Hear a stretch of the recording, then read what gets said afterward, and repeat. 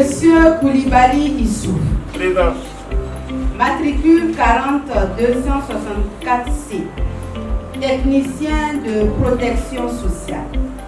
Sur proposition du directeur régional du centre de la Caisse autonome de retraite des fonctionnaires et suivant décision numéro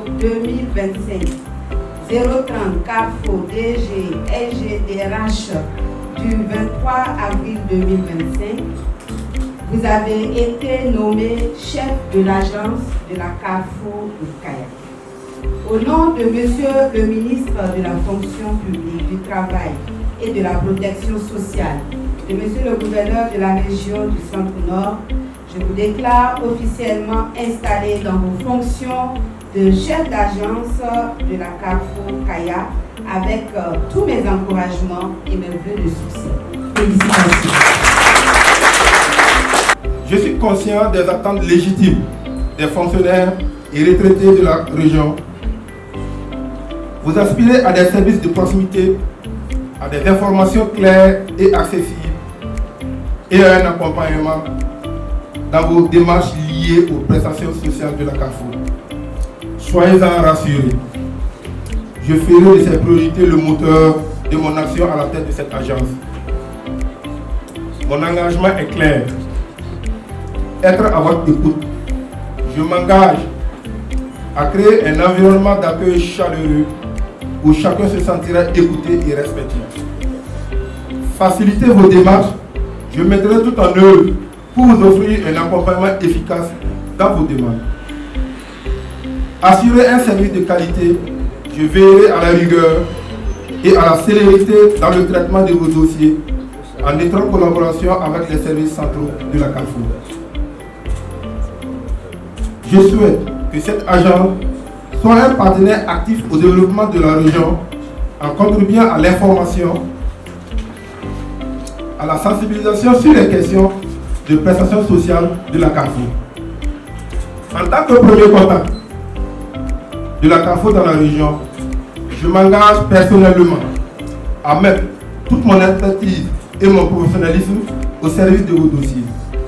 Vous pouvez compter sur ma détermination à faciliter vos démarches et à assurer un suivi attentif à vos demandes. Ensemble, nous travaillerons sans relâche pour répondre à vos besoins et construire une relation de confiance durable.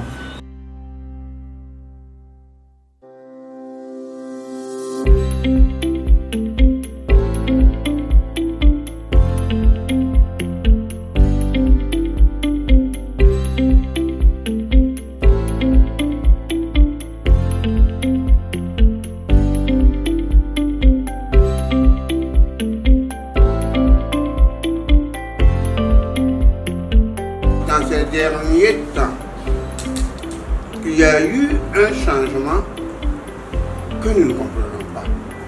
L'avantage est à qui?